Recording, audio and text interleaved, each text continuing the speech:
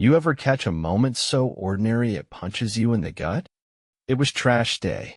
I'm in my flannel pajama bottoms, sipping coffee from my #OneDad mug, the kind of mug that feels like a lie once the truth starts cracking through your life. Across the street, Doug, my neighbor, Mr. Midlife Crisis with the protein shakes and too tight t-shirts, smiled at my wife. And she smiled back. Not the polite, neighborly kind. This one had warmth, familiarity, like they shared a joke I wasn't in on. That was the moment I knew something was off. I didn't blow up, didn't scream or accuse. No dramatic show for the neighbors. I just watched, listened, waited, and started planning. Turns out, when your heart gets broken quietly, your brain gets busy. I called an old buddy, Gabe, lawyer, sharp as glass. Told him what I suspected. He didn't flinch. You want to know for sure? I can help. By the end of that week, we had a private investigator, a tracker on Liv's car, and cameras pointed in the right direction. All legal, all quiet. Meanwhile, I played the part of loving husband. I took out the trash, kissed her cheek, smiled through dinners while she texted under the table. And every night, the evidence piled up. 2 weeks later, Gabe showed me the photos. My wife, my neighbor, together, more than once. One of the shots had the timestamp burned into my brain, 7:46 p.m., Tuesday night. She told me she was at yoga. Guessed the downward dog wasn't part of the class. I didn't cry. Not then. You get past a certain point, and the pain just flattens out into focus. She was cheating. She was lying. And she was moving money. Gabe found the hidden account, the quiet withdrawals, the jewelry she'd moved into storage under her maiden name. She thought she was planning her exit. What she didn't know was, so was I. I served her divorce papers on a Sunday. Said she could keep her personal things, but the house, the savings, and our son Eli? Staying with me. She cried, played confused, said she made a mistake. I didn't raise my voice, didn't insult her, just looked her in the eye and said, no, Liv, you made a choice, and now I'm making mine. After she signed the papers, the house got quiet. Not the peaceful kind of quiet. The kind that hums in your ears like a warning. Liv moved into the guest room for a few days, said she needed time to process. I didn't stop her. Frankly, I didn't care where she slept, as long as she wasn't pretending we were still something we weren't. Eli, our 9-year-old, noticed. He asked why Mom was sleeping in the other room. I didn't lie to him, not completely. She and I are figuring things out, I said. But no matter what, you're safe. And you're loved. He nodded and went back to his Legos. Sometimes I think kids are the bravest ones in the house. The court process moved fast. Gabe filed everything airtight. The photos, the bank records, even the call logs from Liv's book club nights. We weren't dealing with a split in the dark. We had a spotlight on everything. We also uncovered the hidden account she'd been skimming into. Little withdrawals here and there over the last 6 months. A few thousand tucked away, probably for her fresh start, once Doug grew a conscience or a pair. Doug didn't, by the way. As soon as Liv got served, he stopped answering her texts. So much for forbidden love. When we went to court, she tried the charm route. Said we had grown apart, that the affair was a symptom, not the cause. The judge didn't buy it, especially after we submitted proof of her trying to stash assets, plus a statement from Eli's counselor, who said, in no uncertain terms, the child feels more stable and secure with his father. I walked out of that courthouse with full legal custody, the house, in control of our finances. Liv walked out with a duffel bag and a rude awakening. She moved into a small apartment 2 towns over. Had to pick up a second job, retail, from what I heard. The woman who once spent hours on skincare routines was now clocking doubles at the mall and asking for split shifts. And before you feel sorry for her, let me remind you, she was ready to walk away clean. She just didn't expect me to beat her to it with my dignity intact. She tried reaching out a few times, once with tears, once with nostalgia, and once, I kid you not, with a playlist titled, Us Broken Heart. I didn't respond to any of it. I was done playing husband to a woman who treated our vows like a rough draft. At home, Eli adjusted faster than I expected. He asked fewer questions, stuck closer to me. We started new routines, movie night on Fridays, pancakes on Saturdays. I showed him how to mow the lawn and fix a leaky faucet. Not because he needed to grow up fast, but because he needed to feel solid ground under his feet. So did I. Some nights, I'd sit on the porch with a beer, watching the house across the street, the one where it all started. Doug's blinds were shut, his driveway empty. I never hated him. That's the truth. I just saw him clearly now, a small man who needed someone else's wife to feel important. You know, there's this moment after the storm passes where everything smells cleaner, sharper, like the air itself took a deep breath. That's what my life feels like now. Not perfect, but real. I cook, I clean, I laugh with my son. And when I look in the mirror, I see a man who didn't break, just bent, regrouped, and stood back up. Because sometimes the long goodbye isn't really about losing someone else. It's about finding yourself again. The day the divorce was finalized, I made chili. Not out of celebration, really. Just something warm, familiar. Eli and I had our little traditions, and spicy chili with too much cheese was one of them. He sat at the counter, legs swinging, drawing something with colored pencils while I stirred the pot. He was sketching the two of us standing outside a house. Our house. There was a big sun in the corner, and we were both smiling like goofballs. No live in the picture. He didn't say anything about it, and I didn't ask.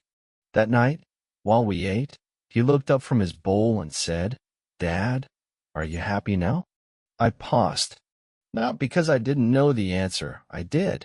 But I wasn't used to being asked, especially by someone so small, who somehow saw everything so clearly. "I think I'm on my way," I said. Not all the way there yet. But yeah, I'm getting there. He nodded like he understood. And maybe he did. A week later, Liv texted me. "Can we talk?" Not about the past. Just about everything else. I stared at the message for a long time. Then I called Gabe. "Do I have to respond?" "No," he said. "But do you want to?" "I want to feel nothing when she reaches out," I told him. "I want her name on my phone to feel like a wrong number." "Well," he said, "then maybe the cleanest cut is no contact." She made her bed. You're not required to fluff the pillows. I didn't reply to her message. And you know what? That silence? It was healing. That same week, we discovered she tried to move money again, small transactions from a joint investment account we'd forgotten about. But Gabe had flagged it. We brought it to court, and the judge froze her access. The ruling was clear. She had tried to deceive the court.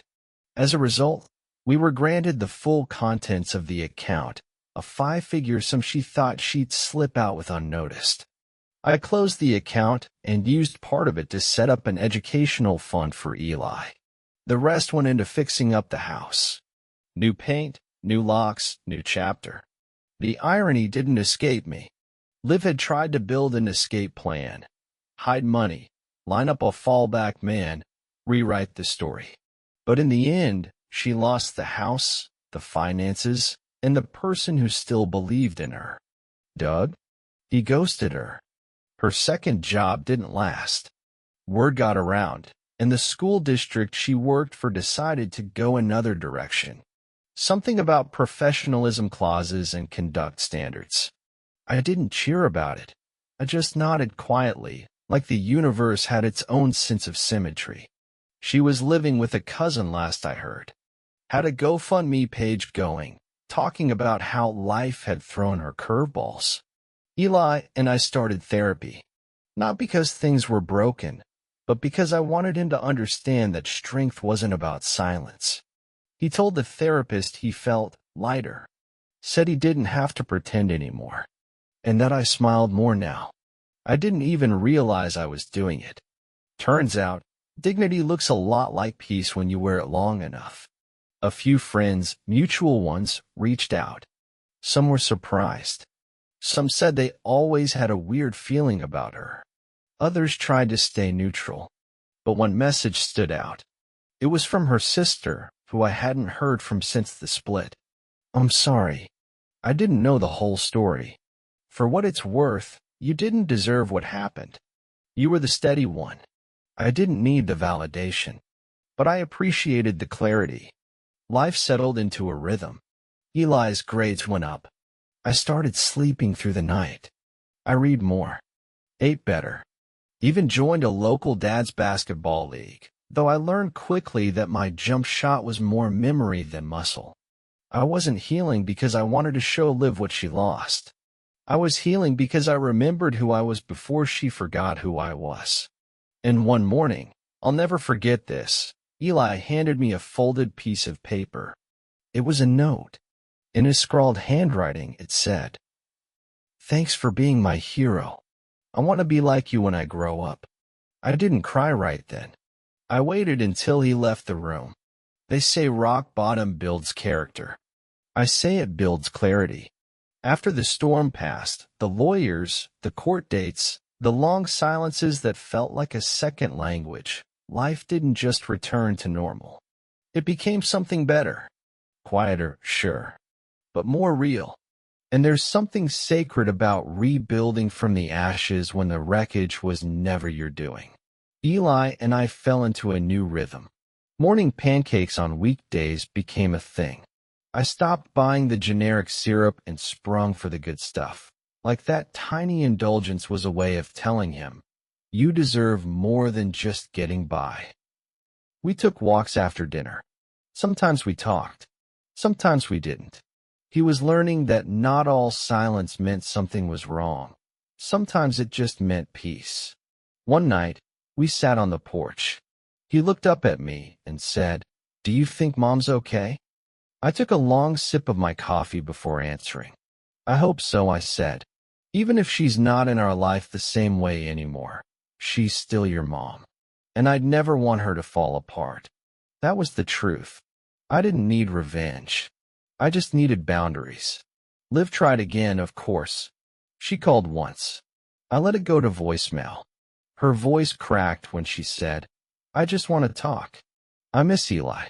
I didn't delete it, but I didn't respond either.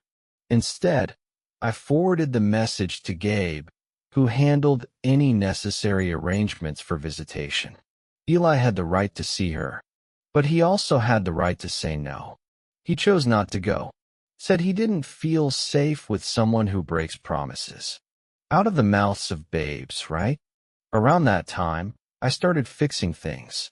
Not just in the house, though Lord knows that place had a to-do list taped to the fridge longer than a CVS receipt, but in me.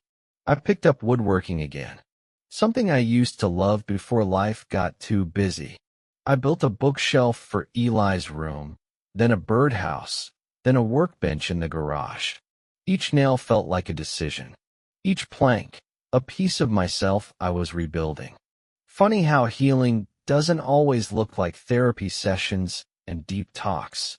Sometimes it looks like sawdust and splinters and a beer on the back porch when the project's done.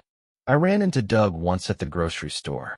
He saw me in the frozen aisle, gave a tight smile, and immediately steered his cart the other way. I didn't follow. Didn't need to. I had nothing to say to a man who knew exactly what he was doing and did it anyway. That's the thing about people like him. They think they've won until they realize they lost the only thing that mattered, a clean conscience. I kept shopping. Got my eggs, my coffee, my frozen pizza. Smiled at the cashier. drove home, and hugged my son. You can't put a price on peace like that. One evening, a friend from work invited me to a barbecue, said it was time to get out more. I almost declined. The idea of showing up alone, of being the divorced guy, made my skin itch. But then I thought, why not? That's how healing sneaks in, you know. In the small yeses after a long season of no. The barbecue was good. The ribs were decent. And the company? Comfortable. No pressure. No pretense. Just people laughing around a fire, kids running around the yard, and me, standing there, not as a man left behind, but as a man who walked away with his head held high. Toward the end of the night, a woman named Callie struck up a conversation. Divorced, 2 kids, owned a dog grooming business. She was funny, sharp, and had a no-nonsense look in her eyes that I respected instantly. We didn't exchange numbers that night, just shared a laugh and a plate of brownies. But for the first time in a long time, I drove home thinking, maybe I'm not done after all. The next day, I found Eli in the garage, fiddling with scraps of wood. "What are you working on?" I asked. "A box," he said. "For memories." He showed me what he'd made. Crooked edges, glue stains, but it was beautiful. I asked if he wanted help fixing it. He shook his head. "No, I like it this way." I smiled, ruffled his hair, and realized he'd built more than just a box. He built a truth I needed to hear. We don't always have to fix the broken parts. Sometimes they tell the best story. You don't notice when healing happens, not all at once. It doesn't ring the doorbell. It doesn't announce itself. It just kind of shows up one day. Like you wake up and realize the weight you've been carrying is a little lighter. That your chest isn't as tight when someone says her name. That you laugh and mean it. That's where I am now. Not over it, just beyond it. Eli and I finished the treehouse in the backyard. Well, I call it a treehouse. Really, it's a glorified wooden fort with a tarp roof and a crooked "No girls allowed, except Dad" sign nailed to the front. But it's ours, built together, piece by piece. Like everything we've rebuilt since Liv left. He invited a few friends over to break it in. They brought Nerf guns and juice boxes. I grilled hot dogs and tried not to get too misty-eyed watching them run around like the world was brand new. Eli caught me watching and grinned. "It's perfect, right?" "Yeah," I said. "It really is." A few weeks later, Callie, the woman from the barbecue, called me. Turns out we had a mutual friend who passed along my number. She wanted to know if I was free to grab a coffee sometime. I said yes, and meant it. Not because I was desperate for a new chapter, but because, for the first time in a long while, I wasn't afraid to start one. We met at a little corner cafe downtown. She wore jeans and a smile, brought stories about her kids, and had this way of listening like nothing else mattered. We talked about everything except the past, which, I think, is how you know the past is behind you. We've been talking ever since. Nothing serious yet, but it's nice. Comfortable. Like warm socks after a cold day. As for Liv, well, she's around. In the orbit, not the center. She gets visitation now and then. Nothing court-ordered, just what Eli feels ready for. She tries. I'll give her that. She shows up on time. Brings him books, asks about school. But there's a hesitancy in her, like she's still trying to rewrite the story in her head. I don't try to correct her. That's not my job anymore. My job is making sure my son knows what love looks like when it's loyal, steady, and rooted. I never got revenge. Didn't humiliate her. Didn't blast her on social media. Didn't burn the past just to watch it glow. Instead, I let the truth speak for itself. I stood tall, fought quietly, loved fiercely, especially when it hurt. That was enough. More than enough. These days, I find myself doing simple things with more meaning. reading books that have been gathering dust, cooking meals that don't come from a microwave, walking barefoot in the yard just to feel the earth again. I'm not the same man I was before all this. I'm better, not in spite of what happened, but because I didn't let it define me. And if you're reading this, maybe you've been there too. Maybe you're sitting in a quiet house, wondering how you got here. Maybe your gut's screaming something your heart doesn't want to hear. Maybe the person you trusted most just became a stranger. Here's what I'll tell you. Don't lose yourself trying to hold on to someone who's already gone. Don't burn down your soul just to light their way back. And don't let pain make you bitter. Let it make you sharp. Because healing isn't loud. It's steady. And you? You're not broken. You're building.